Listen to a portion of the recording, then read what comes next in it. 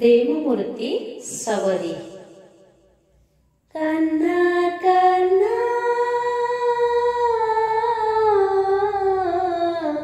तुम संगे प्रीति मु बांधीछे। कान्हा कान्हा तुम संगे प्रीति मु बांधीछे। हृदय मोहर तुमे प्रियतम आन काहाठारे नाही मोर मन।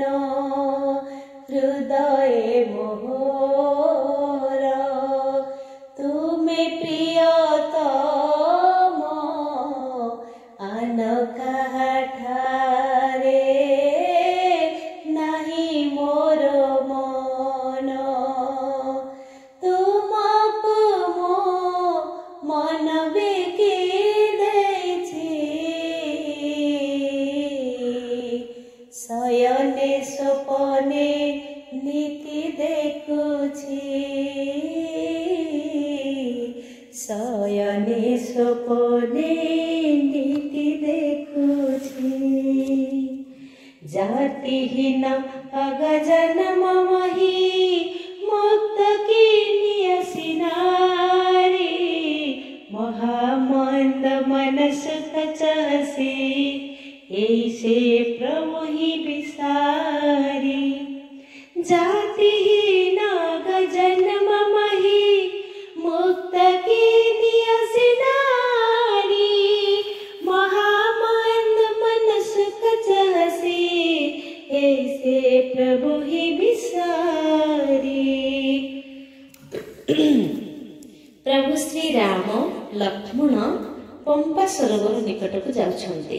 सेठारे माँ सबरीर गोटे सुंदर आश्रम थिला। आम भारत वर्ष रे आमे जानिछे जे 4टी सरोवर होछन्ते। से 4टी सरोवर मध्यरे गुजरात रे बिंदु सरोवर अछन्ती। सिद्धपुर रे बिंदु सरोवर श्री सरस्वती नदीर कूଳରେ रहिछन्ती। महर्षि कर्दम एठारे तपस्या करिथिले। एठारे परमात्मा नारायण प्रकट मध्य होइथिले।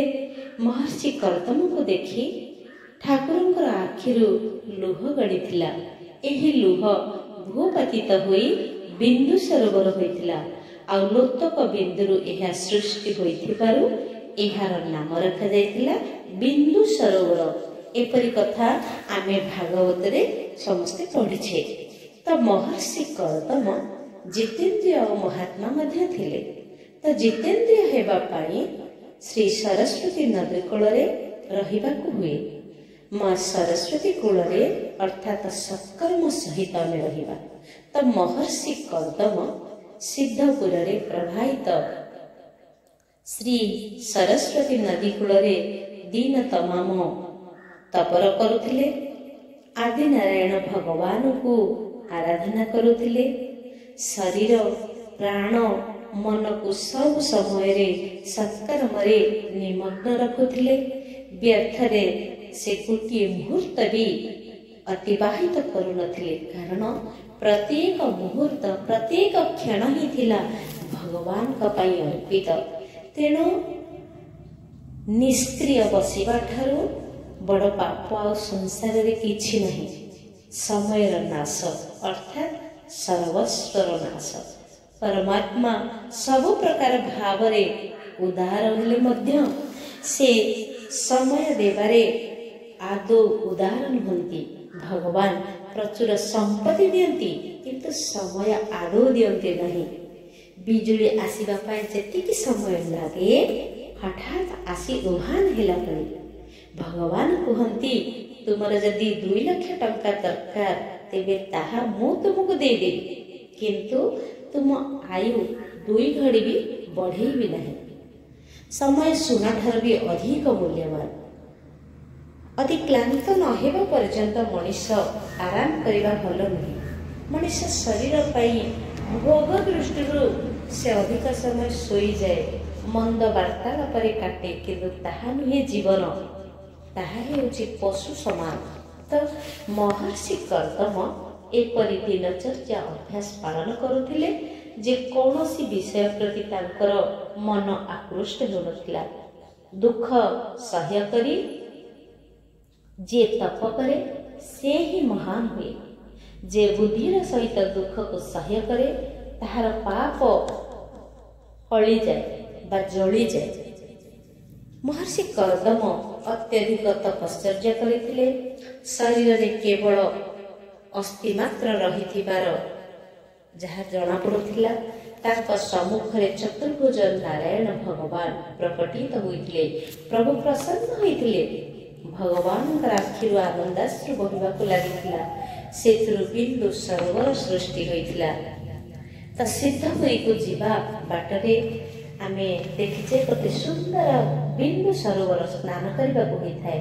ତ କର୍ଦମଙ୍କର ପୁଅ ରୂପରେ ଜନ୍ମ ହେବା ପାଇଁ ଭଗବାନ ସ୍ୱୀକୃତି ମଧ୍ୟ ପ୍ରଦାନ କରିଥିଲେ। ଜଗତକୁ ସାଂଖ୍ୟ ଶାସ୍ତ୍ର ଶିଖାଇବା ପାଇଁ ଭଗବାନ ମନ କରିଥିଲେ। ଏଣୁ ଭଗବାନ କପିଳ କର୍ଦମଙ୍କର ଘରେ ଜନ୍ମଲାଭ କରିଥିଲେ। ତେବେ ଆମେ ଜାଣିବା ଦ୍ୱିତୀୟ ସରୋବରଟି କିଏ? ଦ୍ୱିତୀୟ ସରୋବର ହେଉଛି ନାରାୟଣ ସରୋବର। ଏହା ମଧ୍ୟ ଗୁଜରାଟର କଚ୍ଛ ସୀମାନ୍ତରେ ଅବସ୍ଥିତ। ଏଠାରେ ପ୍ରଚେତାମାନେ ତପଶ୍ଚର୍ଯ୍ୟା କରିଥିଲେ। ଏଠାରେ ଆଦି ନାରାୟଣ ପ୍ରଚେତାମାନଙ୍କୁ ଦର୍ଶନ ଦେବା ପାଇଁ ପ୍ରକଟ ହୋଇଥିଲେ। ଅର୍ଚ୍ଚନା ଭକ୍ତିର ଆଚାର୍ଯ୍ୟ ମହାରାଜ ପୃଥୁଙ୍କ ବଂଶରେ ପ୍ରାଚୀନ ବାର୍ହୀ ରାଜା ହୋଇଥିଲେ। ପ୍ରାଚୀନ ବାର୍ହୀଙ୍କ ଘରେ ପ୍ରଚେତାମାନେ ଜନ୍ମ ହୋଇଥିଲେ। ତ ପ୍ରଚେତା ନାରାୟଣ ସରୋବର କୂଳକୁ ଗଲେ। ଏଇଠାରେ ଶଙ୍କର ଭଗବାନ ପ୍ରଚେତାମାନଙ୍କୁ ରୁଦ୍ର ଗୀତାର ଉପଦେଶ ଦେଇ ତପ କରିବା ପାଇଁ କହିଥିଲେ। ତପ ବିନା ସିଦ୍ଧି ମିଳେ ନାହିଁ, ଯିଏ ତପ କରେ ନାହିଁ ତାର ପତନ ହିଁ ହୁଏ। ଏହିପରି ଉପଦେଶ ଦେଇ ଶଙ୍କର ଭଗବାନ ଅନ୍ତର୍ଧ୍ୟାନ ହୋଇଯାଇଥିଲେ। ତ ଶିବ ଭଗବାନ କହିଥିବା ସ୍ତୋତ୍ରକୁ ଗାନ କରି କରି ପ୍ରଚେତାମାନେ ଘୋର ତପ କରିବାରେ ଲାଗିଲେ। ତପ ଦ୍ୱାରା ମନର ଶୁଦ୍ଧି ହୁଏ। ଜଳ ବିନା ଜୀବନ କେବେ ବି ସୁଧୁରେ ନାହିଁ। ତେବେ ଏହି ରୁଦ୍ର ଗୀତାଟି କିପରି ଥିଲା? ଆକାଶ ରୂପୀ ଭଗବାନ କରନ୍ତି ଯେ ବିଧି ବିଧାନ, ସଦା ସ୍ୱରୂପେ ଶୂନ୍ୟ ରହେ ଯେ ଶବ୍ଦ ଅର୍ଥେ ବୋଧ ହୁଏ। ଯେ ବାୟାନ୍ତରେ ଛନ୍ତି ପୁରୀ ସେ ପାଦେ ପ୍ରଣତି ମୋହରି।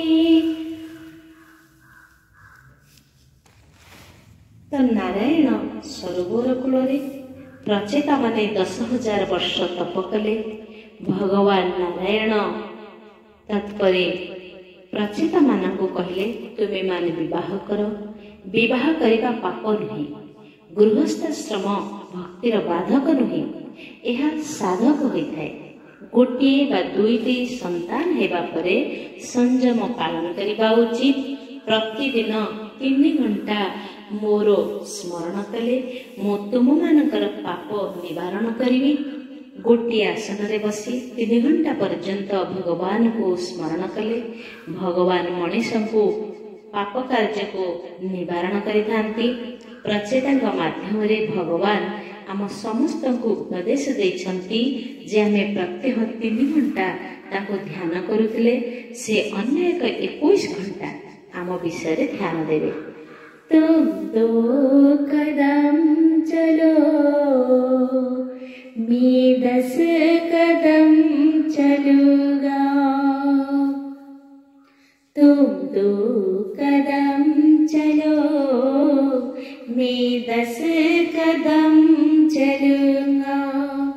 तुम ध्यान मेरा लगाओ, तुम ध्यान मेरा लगाओ, मैं हाजिर हो जाऊंगा। तुम 2 कदम चलो, मैं 10 कदम चलूंगा। ଭଗବାନ କେତେ କରୁଣାମୟ। ଆମେ ଗୋଟେ ପାଦ ବଢ଼େଇଲେ ସେ से 10 पद आम आसुंट आम 3 घंटा ध्यान कले 21 घंटा सी आमको ध्यान ही करेंगे। तो प्रचेता घर को गले प्रत्येकंकर विवाह गोटे गोटे पुत्र जन्म हेले से माने समस्ते पूरी नारायण सरोवर कूल को फेरी आसे।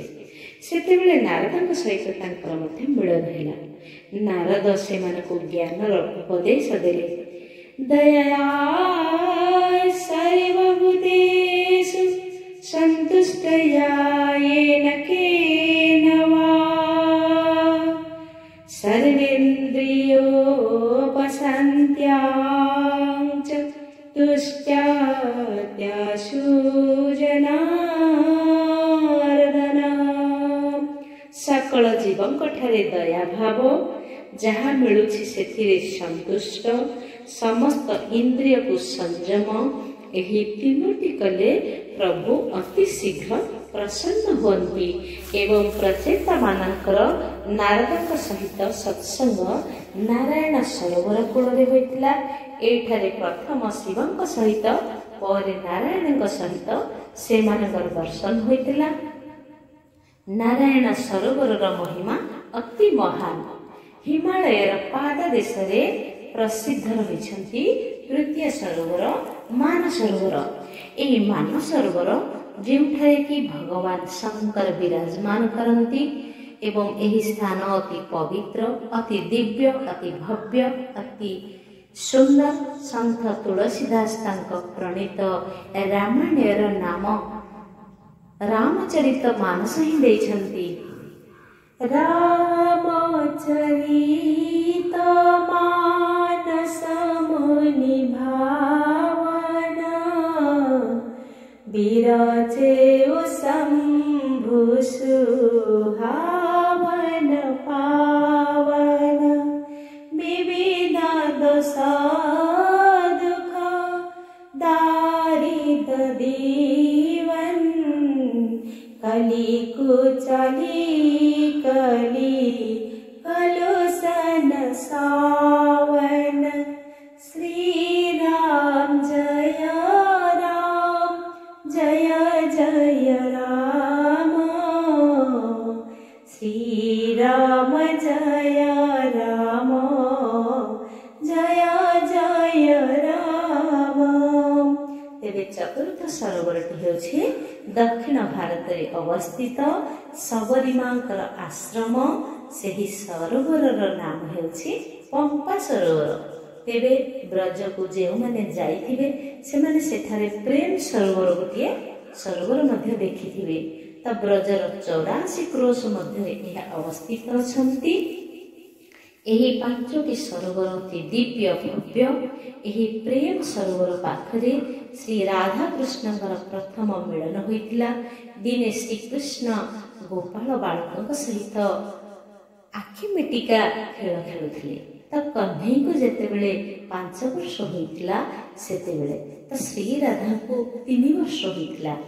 प्रभु तो निश्चित भाव प्रेमर सर्वस्व श्री राधा भी सेठारु सखी मानक सहित आसीथिले।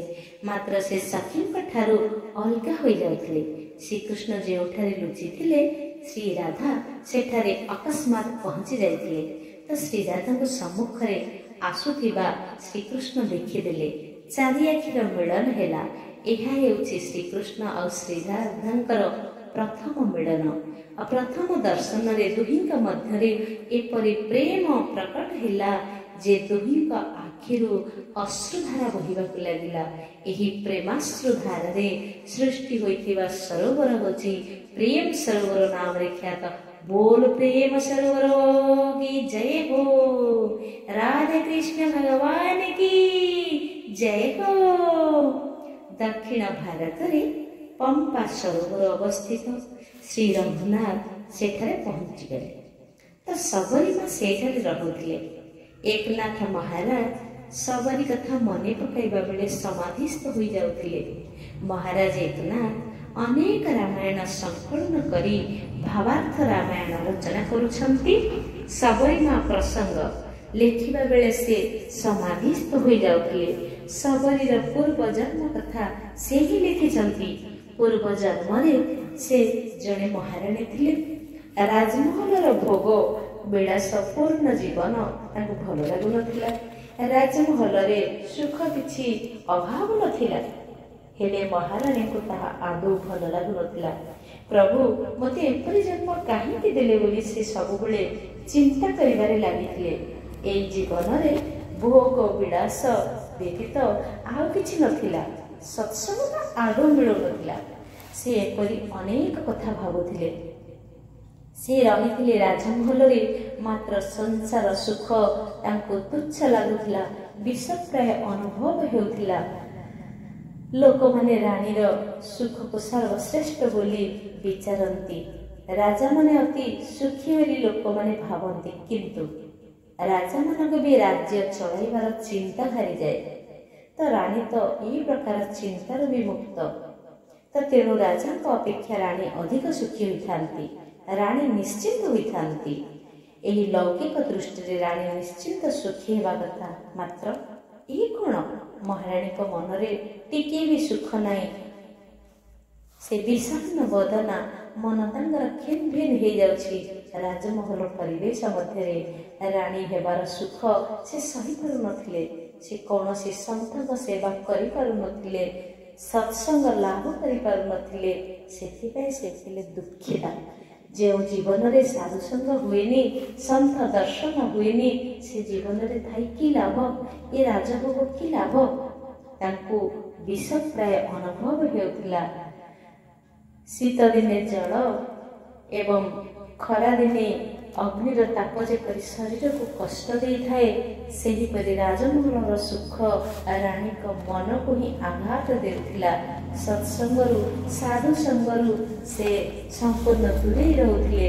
राजभोग ताक पई गोटे पापर पहाड़ थिला बोली ताको अनुभव हेउथिला। सबरी महाराणी थिले, तेणु सबुबले अंतपुर रे अर्थात पर्दार आड़वाड़ रे रहुथिले।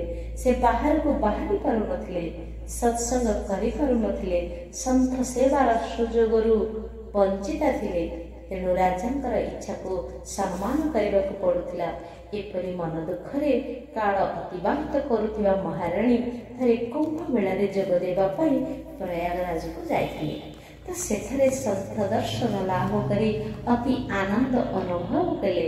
संतंकर दर्शन हैला, मात्र प्रबल इच्छा हेबा सत्वे महाराणी होइथिबारु से संतंक सेवार अधिकार पाई परिले नहीं।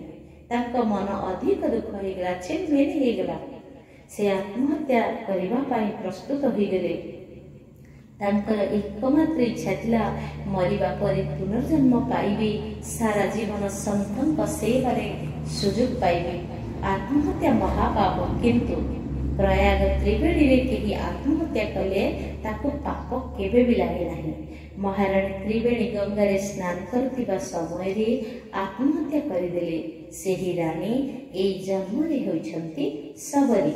त जणे गिरिजन भील राजांकर कन्या रूपे सबरी जन्म ग्रहण करिछंती। पिता तांकर परशुसवर, माता होछंती पद्मा देवी। से संत सेवा पाई जन्म होइथिले। पिलाटी दिनरु से अति कोमल हृदय संपन्न थिले। प्रभुଙ୍କ ठारे अति मात्रा रे प्रेम भाव थिला। सबरी होछंती शुद्ध प्रेम लक्षणा भक्त। बड़ हेबारु तांकर मध्य विवाह स्थिर करागला। सेतेबेले भील राजा परशुଙ୍କର झियो श्रवण पाई जो राजकुमार भिके थिले, से भील राजा होछंती वीर। तो तांकर विवाह पाई 300 छेली एकाठी करागला। पशुमानकु काहेकि एकाठी करा जायछि बोली सबरीमा पचारुछंती। सबरींकर पिता कहिले बरजात्रींकर सत्कार निमंते एमानकर मांस रोषेई हेबो। काली पुरा बरजात्री पहुंची जिवे। ए कथा सबरी को मन को भीषण आघात कला। मो विवाह रे निरीह जीव को हत्या करा जे बहिले काहेकि मो सुख पाई ए जंतु माने बलिदान देबे, एहार रहस्य कौन? सबरी विवाह करिवे नहीं स्थिर करी सेही दिन मध्यरात्र रे गृह को परित्याग करी एकाकी पलायन कले। से घर दौड़ी पलाई पंपा सरोवर निकट रे थिबा मातंग मुनि का आश्रम रे पहुंची गले। सबरी माता ऋषि आश्रम में पहुंची गले। शांत पवित्र सात्विक वातावरण परिवेश थिला। सेठारे आहुरी अनेक ऋषिंकर भी आश्रम थिला। सेही परिवेश सबरी को खूब भल लगिला। सबरी मने मने भाविले मु गोटे म्लेच्छ कन्या, मु गोटे अति हीन दीन एवं अशिक्षिता नारीटीए, अधमरु अधम। जदि ऋषि माने मो सेवा स्वीकार न करती तेणु मु गुप्त भाव से सेवा करी। मन भीतर गुप्त सेवार भाव हृदय को आनंद भी देला। सबरी माँ दिन तमाम जंगल जंगल बुली सुमिष्ट फलमूल संग्रह करुथांती। ऋषि माने शोउथिबा बेले समय रे फल आ फूल गोपन रे सेमानक निकट रे थोई देई आसुथांती। ऋषि अति प्रत्युषरु स्नान निमंती पंपा सरक जाउथले। अंधार रे जाउथिबा बेले काले कहार गोड़े कंटा झंटा लागि जिवो। एथिबाई ऋषि माने स्नान पई जिवा पूर्वरु पंपा जिबा मार्ग को से सीताराम सीताराम सीताराम एहिपरि जप करी करी ओळई देउथले। एही बळी से गोपन रे ऋषि मानकर सेवा करिबारे लागिले। सीताराम सीताराम सीताराम जपिए, सीताराम सीताराम सीताराम भजिए, सीताराम सीताराम सीताराम जपिए, सीताराम सीताराम सीताराम भजिए। केही भी जानि पारु नथांती फल किए रखुछि, एते सुंदर सुंदर फूल किए आनि थोछि, फूलर माली निखुण भाव किए करुछि, चारिआड एते परिष्कार। एपरि कथा ऋषि माने भावी आश्चर्य होथांती। सबरी किंतु दिन तमाम अक्लांत परिश्रम करती। रात्रि रे ऋषि मुनि माने एपरि सेवा कार्य करती। अत्यधिक क्लांत हो जाउथिबा समय रे कौनसी एक वृक्षर गुहाड़ रे चढ़ी सोई जाउथांती। भक्ति करिबा सरल कथा नुहे। भक्ति करिबा पई इच्छा थिले ना संसारर सकल सुखरु मनरु दूर करने त्याग करने होता। संसार रे कौनसी भी सुख जहाँ को टिके भी भल लगुए सी कौन भक्ति करिबो? से तो शरीर इंद्रिय को लालन पालन करुए ना। सबरी भली दृढ़ भक्ति भाव जागृत हेले भगवान कहती मु तोर देखाशुना करी तू आउ करने को पड़ोनी।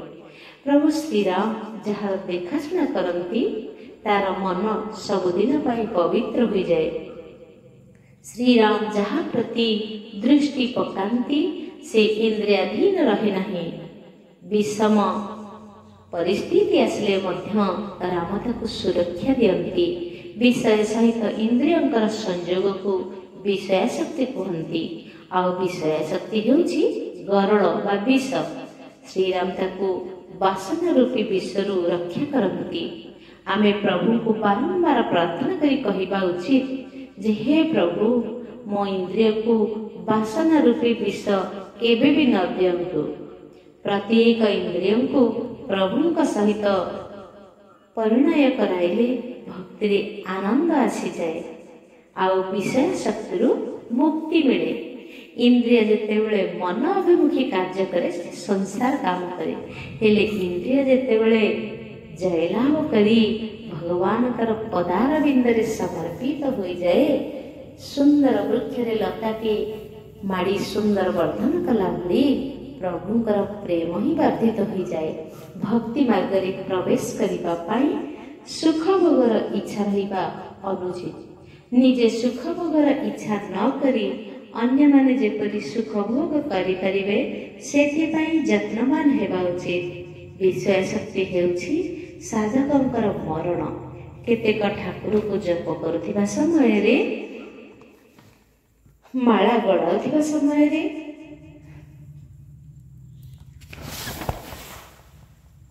अन्य मानकर कथा को मने पकाई थांती। एपरि अनेक अछंती जे माने पूजा करिबा बेले पानवटा सांगरे धरिकी मते बसी पड़ती। मंदिर रे एकाठी बसिथिबा बेले एमाने उदारता देखैबाकू जाई अन्यक सम्मुख रे पानवटा को भी थोई दियंती। ତା ସଂସାରର କୌଣସି ଜଳ ପଦାର୍ଥ ସହିତ ଆସକ୍ତି ହେଉଛି ବୈଷ୍ଣବଙ୍କ ପାଇଁ ମୃତ୍ୟୁ। ତ ଶ୍ରୀରାମ ଶ୍ରୀକୃଷ୍ଣଙ୍କ ବ୍ୟତୀତ ପରମାତ୍ମାଙ୍କ ବ୍ୟତୀତ ଅନ୍ୟ ଯେକୌଣସି ବିଷୟ ପ୍ରତି ଆସକ୍ତି ହେଲେ ପତନ ଅବଶ୍ୟମ୍ଭାବୀ। ଭକ୍ତି ମାର୍ଗରେ ବିଳାସୀ ଲୋକ ପ୍ରବେଶ କଲେ ଭକ୍ତି ମାର୍ଗକୁ ଏମାନେ ଛିନଭିନ କରିଦିଅନ୍ତି। ଭକ୍ତି ମାର୍ଗ ସ୍ଥାପନ କରିଥିବା ଯେତେ ଆଚାର୍ଯ୍ୟ ଜଗତରେ ହୋଇଛନ୍ତି ନା, ସେମାନଙ୍କ ଠାରେ ବୈରାଗ୍ୟ ଜ୍ଞାନ ଆଉ ଭକ୍ତି ମଧ୍ୟ ପରିପୂର୍ଣ୍ଣ ହୋଇ ରହିଥାଏ। ଆଉ ଏଥିପାଇଁ ହିଁ ଏମାନେ ଭକ୍ତି ସମ୍ପ୍ରଦାୟର ସ୍ଥାପନା ମଧ୍ୟ କରିପାରିଛନ୍ତି। ଯେଉଁମାନଙ୍କୁ ଭଜନାନନ୍ଦ ମିଳେ ନାହିଁ, ସେମାନେ ବାହାରର ବିଷୟାନନ୍ଦରେ ଖେଳି ବୁଲୁଥାନ୍ତି, ଖୋଜି ବୁଲୁଥାନ୍ତି। ଏହି ଶରୀର ଭୋଗ ଉପଭୋଗ କରିବା ପାଇଁ ନୁହେଁ, ଆମେ ପାଇନୁ, ଭଗବତ ସେବା ନିମନ୍ତେ ପାଇଛେ। ଭଗବତ ସେବାରେ ଶରୀରକୁ କଷିବା ଉଚିତ। ପର ଉପକାର କରିବାରେ ଶରୀରକୁ ନିୟୋଜିତ କରିଦେବା ଉଚିତ। ଠାକୁରଙ୍କ ଉପଯୋଗରେ ଏହି ଶରୀର ଯଦି ନ ଆସୁଛି, ତେବେ ଏହା ବୃଥା। ସବୁରି ଭଳି ଏ ପ୍ରକାର ଭାବନା ଥିବା ଦରକାର। ତେବେ ପ୍ରଭୁ ରାମକୃଷ୍ଣ ଆସିବେ। ମାତଙ୍ଗ ଋଷି କୁଶାସନରେ ବସିଥିଲେ। ମଧ୍ୟରାତ୍ର ହୋଇଥିଲା। ସେତିକି ବେଳେ ସବରୀ ଆଶ୍ରମରେ ପହଞ୍ଚି ଫଳ ଫୁଲ ରଖୁଥିଲେ। ସେଦିନ ମାତଙ୍ଗ ଋଷି ଜାଗ୍ରତ ଥିଲେ। ମାତଙ୍ଗ ଋଷି ଧୀରେ ଧୀରେ ପଚାରିଲେ, ଝିଅ ତୁ କିଏ? ଜାତି ଲୁଚାଇବା ହେଉଛି ପାପ। ସବରୀ ଡରିଗଲେ। ସେ ଭିଲ ଗିରିଜନ ବୋଲି ଜାଣିବା ପରେ ଯଦି ଋଷି ଫଳ ସ୍ୱୀକାର ନ କରନ୍ତି ତ? ଋଷି ତପସ୍ୱୀ ପୁଣି ବ୍ରାହ୍ମଣ, ଆଉ ମୁଁ ହେଉଛି ଗୋଟେ ନୀଚ ଜାତିର। ସବରୀ ଭୟରେ ଥରିବାରେ ଲାଗିଲା। ସେ ଋଷିକୁ ଦୂରରୁ ମୁଣ୍ଡିଆ ମାରି ମାରି କହିବାରେ ଲାଗିଲା, ମୁଁ ଅପରାଧିନୀ, ମୁଁ ଆପଣଙ୍କର ଦାସୀ, ମୋତେ କ୍ଷମା କରିଦିଅ ଗୁରୁଦେବ। ମାତଙ୍ଗ ଋଷି ପଚାରିଲେ, ପ୍ରତିଦିନ ରାତ୍ରି କ'ଣ ତୁ ଏଠାକୁ ଆସୁଛୁ? ସେବା ତୁ ହିଁ କରୁଛୁ? ସବରୀ କହିଲା, ହଁ। ମାତଙ୍ଗ ପଚାରିଲେ, ତୁ ଦିନରେ ଆସୁନୁ କାହିଁକି? ରାତ୍ରି କାହିଁକି ଆସୁଛୁ? ସବରୀ କହିଲେ, ମୋ ସେବା କାଳେ ଆପଣ ଗ୍ରହଣ କରିବେ ନାହିଁ, ତେଣୁ ରାତିରେ ମୁଁ ଲୁଚି ଲୁଚି ଆସୁଛି। ମୋତେ ଭୟ ଲାଗୁଛି, ମୋ ମନ ଭିତରେ ଡର ମୋତେ ଧରିଛି। ମୋ ଜାତିରେ ହେଉଛି ଛୋଟ, ପାଠ ବି ପଢ଼ିନି, ଭୟ ଲାଗୁଛି। ଆପଣ ହେଉଛନ୍ତି ବ୍ରାହ୍ମଣ, ଆପଣ ହେଉଛନ୍ତି ତପସ୍ୱୀ, ଆପଣ ହେଉଛନ୍ତି ସାଧୁ, ଆପଣ ହେଉଛନ୍ତି ସନ୍ନ୍ୟାସିନୀ। ଆପଣଙ୍କ ସାଧନାରେ ବ୍ୟାଘାତ କରିବା ପାଇଁ ମୋତେ ବହୁତ କଷ୍ଟ ଲାଗୁଛି, ମୋତେ ଭୟ ସୃଷ୍ଟି ହେଉଛି। କସ୍ତୁରୀକୁ ମେଳା ରଖିଲେ, ଯଦି କସ୍ତୁରୀକୁ ଆମେ ମେଳା ରଖିବା, ତାହା ଉଡ଼ିଯାଏ। ଭକ୍ତି ଯଦି ପ୍ରଚାର କରାଯାଏ ନା, ତେବେ ତାହା ମଧ୍ୟ ଉଡ଼ିଯାଏ। ଗୁପ୍ତ ଭାବରେ ସେବା କରୁଥିବା ସବରୀ ଆଜି ପ୍ରଭୁଙ୍କର ବାଟର ଅଧିକାରୀ ହେଇଯାଇଛି। ଆଜି ସେ ସୁନ୍ଦର ରାସ୍ତାଟିଏ ପାଇଯାଇଛି। ସେହି ମାର୍ଗଦର୍ଶକ ଗୁରୁଙ୍କର ସାନ୍ନିଧ୍ୟ ଲାଭ କରିଛି। ଲୋକମାନେ ବିଶେଷ ଭାବରେ ମାନ ସମ୍ମାନ ଦେଲେ। ଭକ୍ତ ଭାବେ ମୁଁ କିଛି ଗୋଟାଏ ହୋଇଯାଇଛି। ସାଧକ ସାବଧାନ ରହିବା ଅତି ଆବଶ୍ୟକ। ଯାହାକୁ ଅଧିକ ସମ୍ମାନ ମିଳେ ନା, ତାର ଅଭିମାନ ଆସିଯାଏ। ମୁଁ ଆସିଯିବା କ୍ଷଣି ଭକ୍ତିରେ ଅଭିମାନ ଆସିଯାଏ, ଭକ୍ତିରେ ଉପେକ୍ଷା ଆସିଯାଏ। ଭକ୍ତ ପରବର୍ତ୍ତୀ କାଳରେ ଭାବେ, ଭକ୍ତି ହେଲେ ଭଲ, ନହେଲେ ଭଲ। ମୁଁ ତ ମନେ ମନେ ଭକ୍ତି କରୁଛି। ଆମେ ଏପରି ନ କରିବା ଉଚିତ, କାରଣ ଏହା ହେଉଛି ସାଧକ ପାଇଁ ବାଧକ। ଭକ୍ତି ହେଉଛି ଅଲୌକିକ ଧର୍ମ। ଏହାକୁ ସୁପ୍ତ ରଖିବା ଆବଶ୍ୟକ। ଜଗତକୁ ଦେଖାଇବା ପାଇଁ ଭକ୍ତି କରାଯାଏ। ଭକ୍ତି କରାଯାଏ ଭଗବାନଙ୍କର ପ୍ରସନ୍ନତା ପ୍ରାପ୍ତ ହେବା ପାଇଁ। ଜଗତକୁ ଦେଖାଇବା ପାଇଁ ସେବା କରାଯାଏନି। ଭଗବାନଙ୍କ ପ୍ରସନ୍ନତା ନିମନ୍ତେ ସେବା କରିବା ଉଚିତ। ସତ୍କର୍ମକୁ ପ୍ରଚାର କଲେ ପୁଣ୍ୟ ନାଶ ହୁଏ। ସବରୀର ସରଳ କଥାକୁ ଶ୍ରବଣ କରି ମାତଙ୍ଗ ଋଷି ଆଶ୍ଚର୍ଯ୍ୟ ହୋଇଗଲେ। ସେ ଯେଉଁ ଜାତିର ହେଉଥାଏ ନା କାହିଁକି, ନିଶ୍ଚୟ ଦୈବୀ ଶକ୍ତି ସମ୍ପନ୍ନା।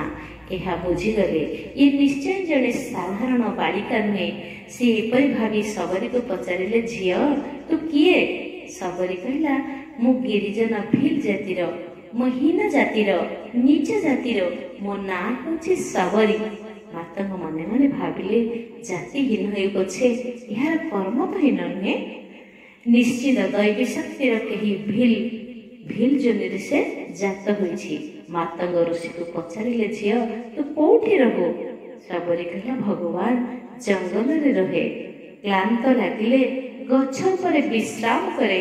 एपरी कथा शुणी माता ऋषि हृदय द्रवीभूत हो गला। से कहले झियो ए आश्रम रे गोटे जगार रह, तो पाई कुटीरटीए करदेवी। तू आज एठारे ही रहिबु, तू मोर झियो ही रहिबु, तू मोर शिष्या ही रहिबु, तू भगवान परम भक्ता ही सेवा करिबु। अभय मिलगला ऋषि आशीर्वाद। भय मनर परित्याग होगला, मनरे शांति आनंद भरीगला सबरीर।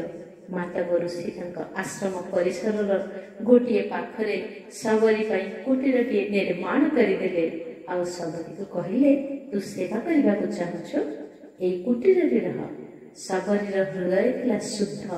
तेबे भी अनेक ऋषि भील डाकिबार माने बालिकार आश्रम परिसर रे रहिबाकू विरोध कले। एमानक उत्तर देबाकू जाई माता ऋषि कहले मु याकू केबे भी स्पर्श करी नाही, मु धर्मर मर्यादा भंग करू नाही। यार जाति जहा होई थाउ ना पछे ये अति योग्य लोक, ये अतिशय शुद्ध। आश्रम परिसर गोटे कोणरे ये रहिले मते ही किछि असुविधा नाही। जदि कहार किछि असुविधा हेउछि ता निजर साधनार कम होई पारे।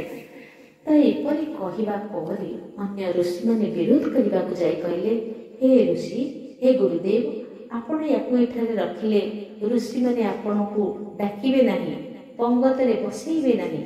माता ऋषि कहले मु मध्य अन्य ऋषि पंगत को जीवाई इच्छा रखी ना, मोर आपण मानकर संगरे भी आवश्यकता नाही। जो माने विरोध कर भगवान का कार्य जो शुद्ध अंतकरण को निज दृष्टि रे देखा जाए तांको संगरे मध्य मोर रहिबार आवश्यकता नाही। माता ऋषि प्रतिदिन श्री राम कथा कहती। सबरी सबुदिन ताहा मन ध्यान पूर्वक शुणे। माता ऋषिंकर मनरे धीरे धीरे दया वृद्धि पाइला। से सबरी उपरे कृपा करी श्री राम मंत्र दीक्षा देले। श्री राम मंत्र अर्थ बुझेबाकू जाई माता ऋषि कहले ओंकार भावार्थ श्री राम नाम परिपूर्ण हो जाइछि। ओंकार अर्थात ओ पृथ्वी तत्वर अक्षर, मकार हेउछि आकाश तत्वर अक्षर, बिंदु हेउछन्ति सूर्य। राम नाम र आ म, र हेउछि अग्नि तत्वर अक्षर, आ हेउछि वायु तत्वर अक्षर एवं म हेउछि आकाश तत्वर अक्षर। अग्नि तत्वरूपी बाघ आउ वायु तत्वरूपी प्राणर सहयोग ओम उच्चारित हुए।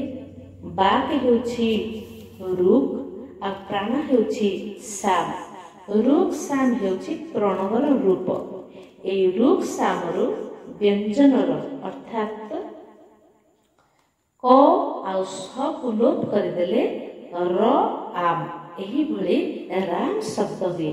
एही भଳି राम प्रणव ओंकारर अग्नि रूप।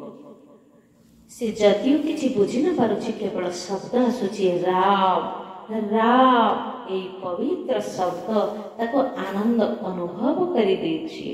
माता ऋषि सबरी को कहले सबु समय रे श्री राम श्री राम श्री राम जप करुथा। एहा होछि सकल वेदर सार। एही मंत्र अति दिव्य अति श्रेष्ठ। गुरुदेव प्रदान करथिबा जंत्र को मंत्र को तथ्य को तत्व को सबरी सब बेले जप करिबारे लागिले आ संत जनकर सेवा करिबाक लागिले। राम राम राम राम राम राम राम राम राम राम राम राम राम श्री राम राम राम श्री राम राम राम श्री राम राम राम श्री राम राम राम श्री राम राम श्री राम राम श्री राम राम राम राम राम राम राम श्री राम।